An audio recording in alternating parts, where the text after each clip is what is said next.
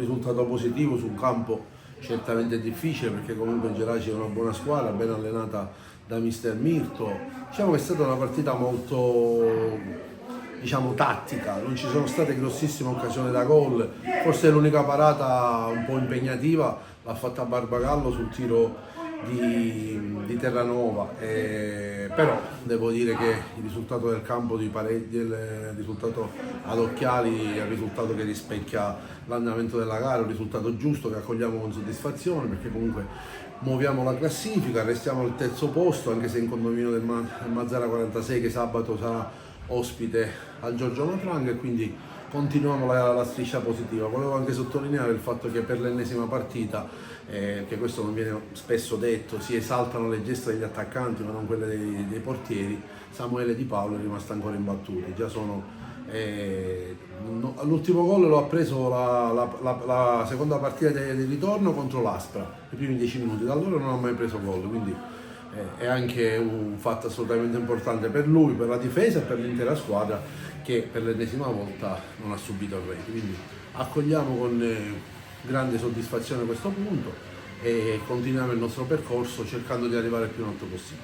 Cose da campo è normale, è una parola mal compresa da parte di qualcuno, ma tutto è rientrato nei giusti canoni. Tra l'altro tra le società ci sono ottimi rapporti, mi lega personalmente un grande rapporto di amicizia con Francesco Giaconia, quindi non ci sono completamente i presupposti per risse o cose, diciamo, del genere, quindi tutto tranquillo e dopo la doccia calma assoluta e si rientra a casa.